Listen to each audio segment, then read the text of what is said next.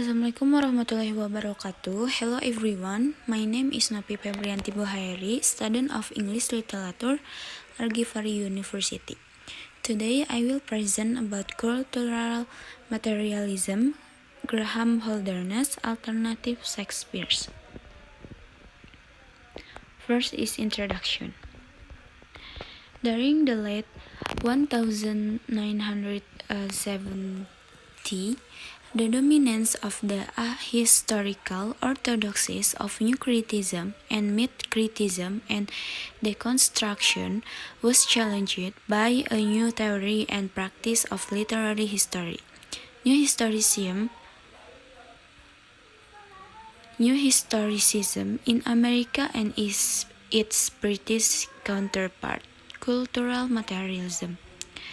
Cultural materialism, being a British counterpart of the American New Historical Movement, developed under the leadership of those British critics who had wholly identified themselves with the movement, such as Jonathan Dollimore and Alan Sinfield, and have presented a more direct challenge to conventional criticism by advocating a much more openly political form of interpretation.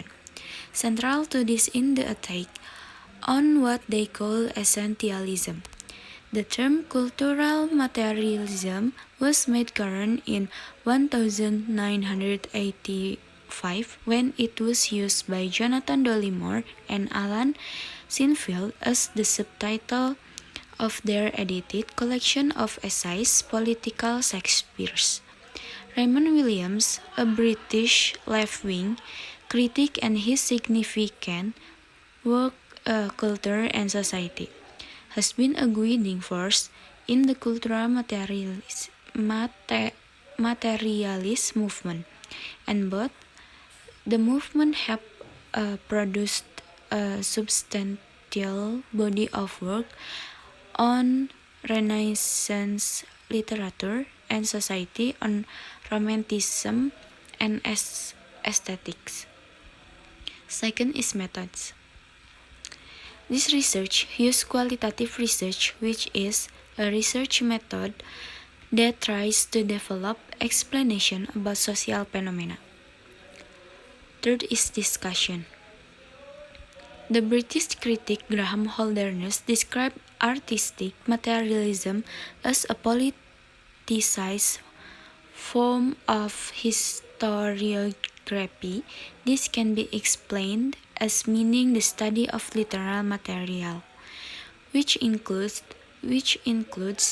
erudite textbooks. Within a politicized framework, this frame includes the present which those erudite textbooks have in some way helped to shape. Dollimore and Sinfield define the term in a prolusion as designing a critical system which directs attention to four characteristics: first, literal environment; second, theoretical system; third, political commitment; and fourth, textual analysis. To not compactly on each of these originally, the emphasis on literal environment undermines the transcendent significance traditionally accorded to the erudite textbook. Then the word transcendent roughly means deathless.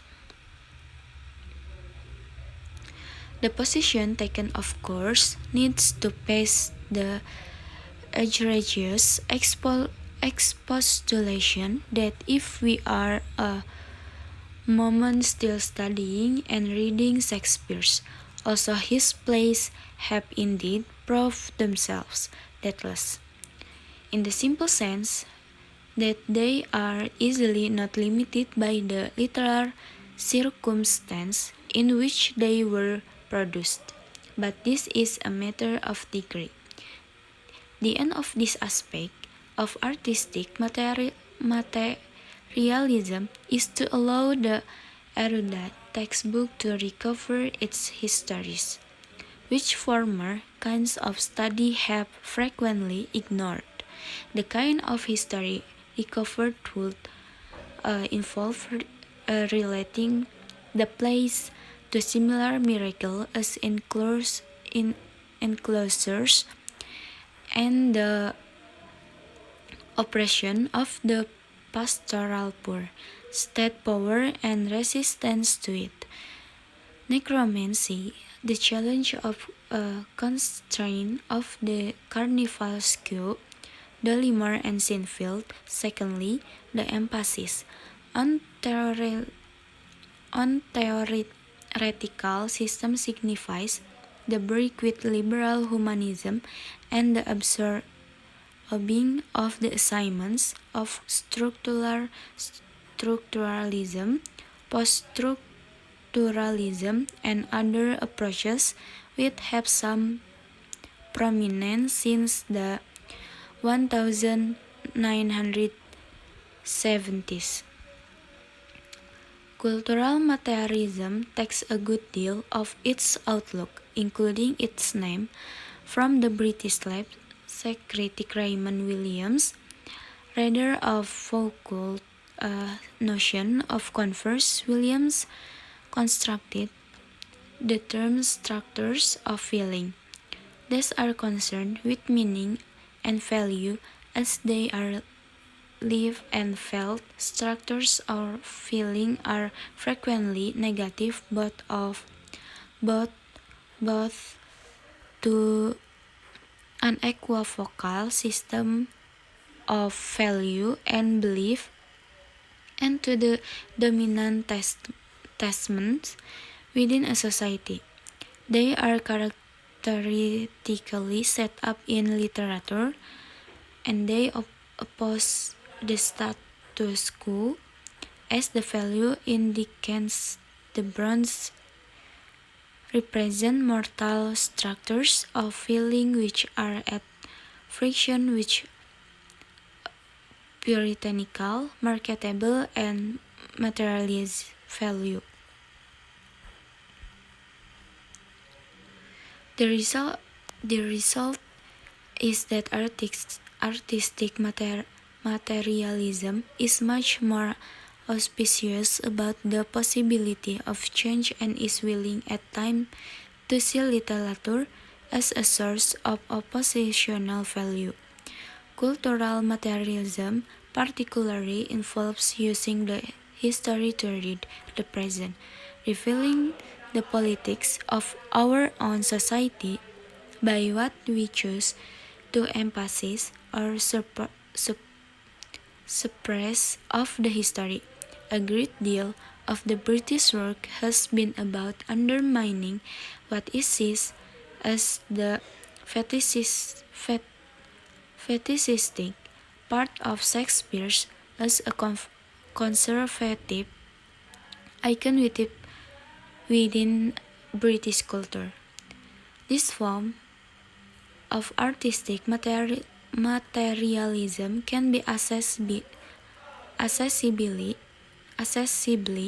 tried in three new situations. Books The Shakespeare's Myth by Graham Holderness, Alternative Shakespeare, ed. by John Dacassis, and That Shakespeare's Parent, read by Terence Hawkins. The artistic materialism is frequently linked in discussion with New Historicism. Its American counterpart, me artistic lowbrow, have developed a more politically radical type of historicism and have challenged the functionalism of Greenblatt. They see Foucault as inferring a more precarious and unstable structure of power, and they frequently aim to decide from his work a history of resistance to dominant testament. First conclusion. It's relatively apparent from the study that the terms New Historical and Artistic Materialism cover a wide range of approaches to the study of literature and history. As might be anticipated, these new approaches have questioned the entered canon of erudite workshop in orthodox erudite history, frequently in confluence with feminist, post-colonialist, and lesbian review. In agitating the canon of 19th century American literature, new historians similar as Jane Tompkins and Katie Davidson have drawn attention to popular and kind fabrication. The novelist's novel for the illustration, says Tompkins, offers a notice of American society for far more ruinous than any delivered by better-known critics such as Hawthorne and Melville. At the same time, still, it has been argued that in important new historics review, challenges to the canon 53 have involved less the discovery of its authors than a repeated grilling of the familiar privilege textbook, which, while throwing them into a new perspective, leaves the canon itself enough much complete.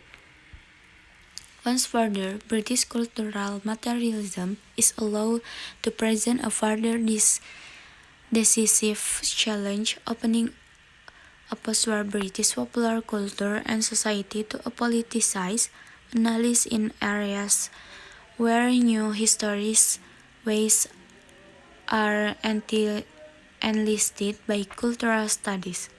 The British tradition has tried to separate itself from what it sees as a limited American reading of Foucault. Still, there's a rich emulsion of radical current of historical study, which suggests the possibility of clustering Anglo-American aqueducts. Structuralist critics set out to master the textbook and to open its secrets. Post-structuralists believe that this desire is vain because there are unconscious or verbal or ritual forces which cannot be learned. The signifier floats down from the signified. Juscience dissolves, meaning the semiotic describes the emblematic difference insets a gap between signifier and signified, and power disorganizes as bliss knowledge. Thank you so much for watching, and thank you so much for your attention. Assalamualaikum warahmatullahi wabarakatuh.